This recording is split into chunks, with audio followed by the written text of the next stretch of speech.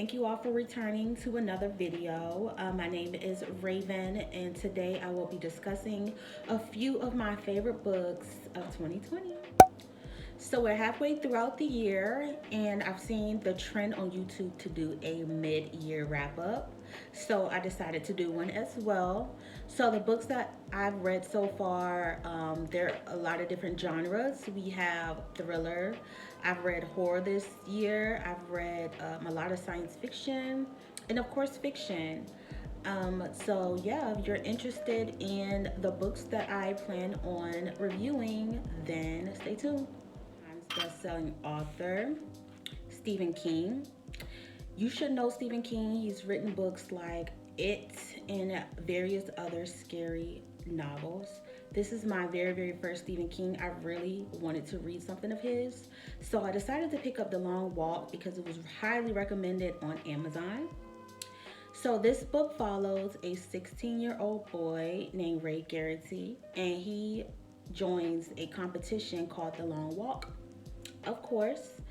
And within this walk, he walks for 4 miles per hour, basically until the last boy is standing. It's 100 boys in this competition, and basically you live or you die.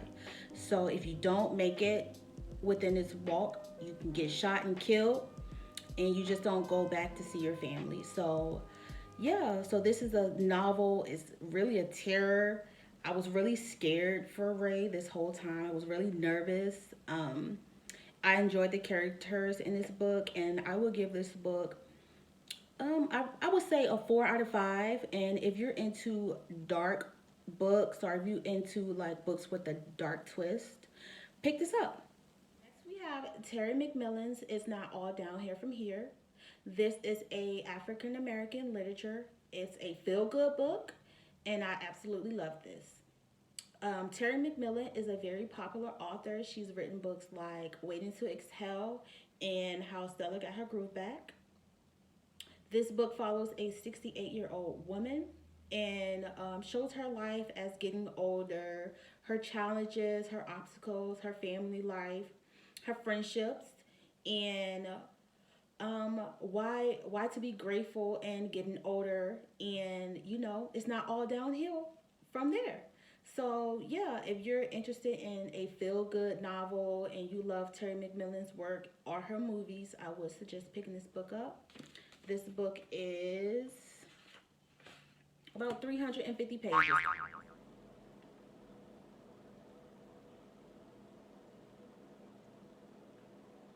Okay, guys, so the next book is a thriller that I enjoyed, and that is No Exit from Taylor Adams.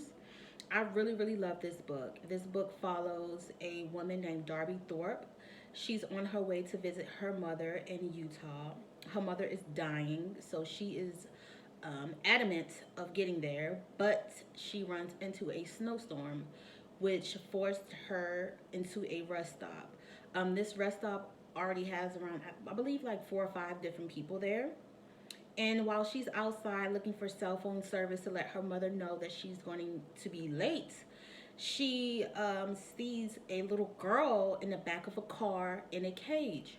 So she has to figure out which one of these patrons has this little girl in a cage in the car. So this is a very suspenseful. It's a thriller, and if you enjoy thrillers, if you enjoy your heart beating out of your chest, I would suggest picking up this book. I gave this book a 5 out of 5. And yeah, like I said, if you love thrillers, pick this up. Next up, we have Kindred by Octavia Butler. This book can fit into numerous different categories. This is a historical fiction. This is also science fiction as well.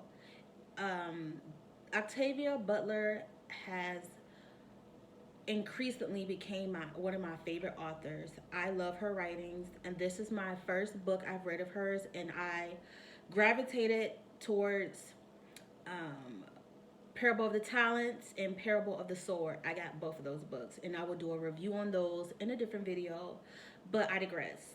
So Kindred is a wonderfully written sci-fi book that involves a woman named Dana.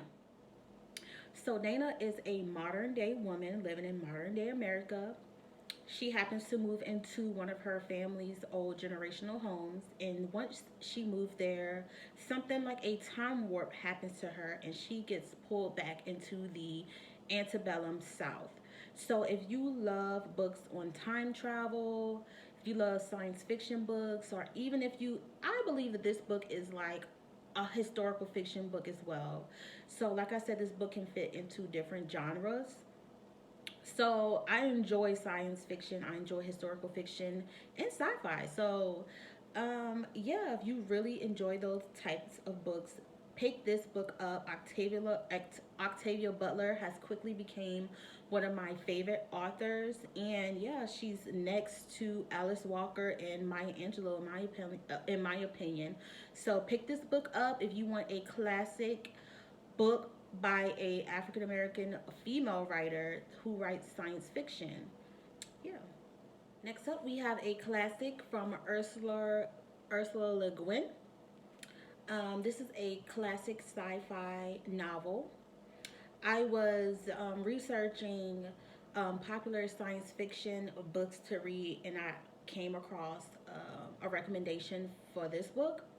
And let me tell you, this is one of the most difficult books I've read this year so far. I'm not sure why. It's a tiny book. Look how tiny it is. But it was really difficult for me to like grasp, I guess, the sci-fi aspect of it.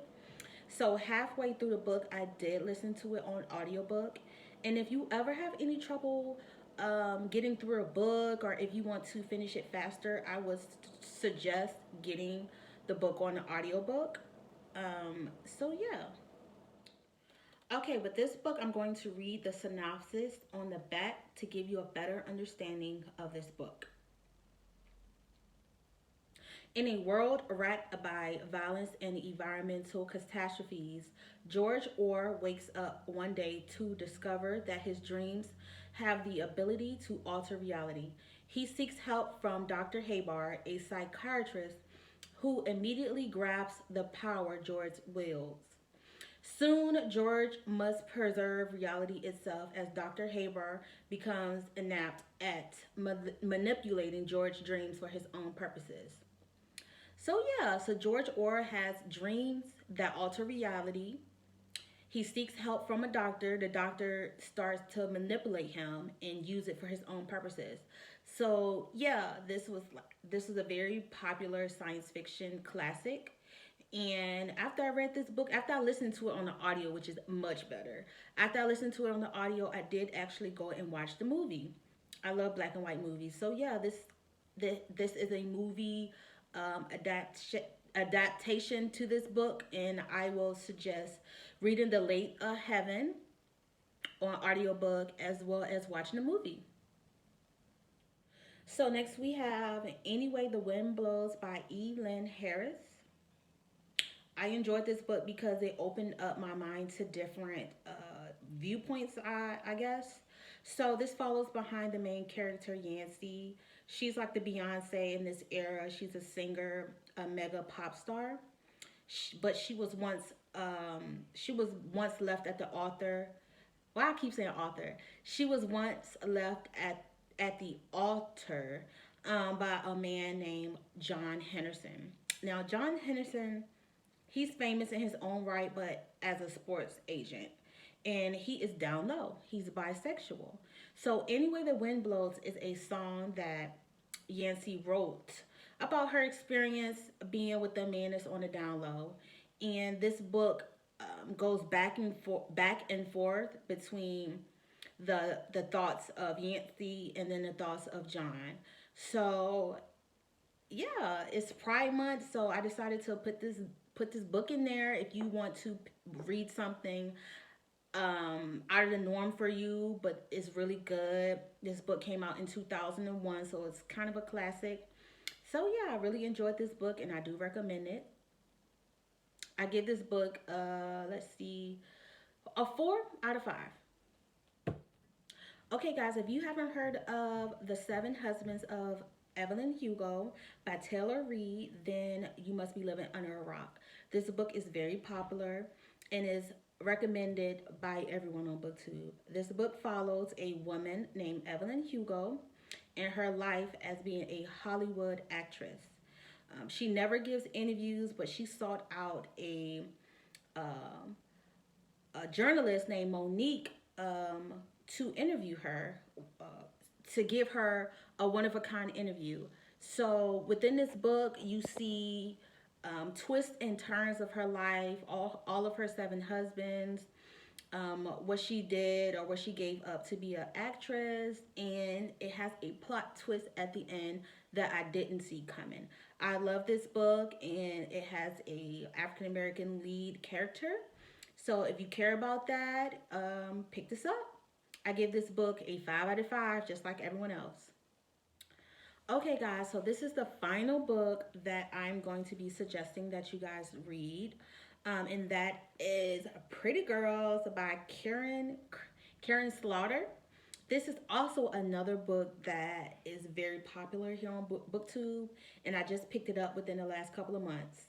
I'm not sure if it's because I got the mass paper book, but this book was huge, and it took me forever to get through it, but it was very, very, very, very worth it. So let me see if I can try to give you a breakdown of this book. So it's three sisters. One sister died, and the other two sisters stopped speaking to each other. One got married. They both got married, and they have their own lives. But the killer that killed their sister, comes back into play. So we see how this family mends their relationship. And yeah, this is a suspense and a thriller as well. I really enjoyed this book. Yeah, so if you love suspense and thriller and murders and killing and all of that jazz, I will really pick this book up. I gave this book a 5 out of 5 on Goodreads. So yeah, if you made it to the end of this video, I would like to thank you for listening to little old me speak about books. To wrap this all up, I want to also remind you guys that the book of the month that we're going to be having this discussion on at the end of July is Hood Feminism by Mickey Kendall. Please pick this book up and follow along with me as I formulate the discussion questions that I want to have on this book. So, like I said, you guys have a great day and be safe out there.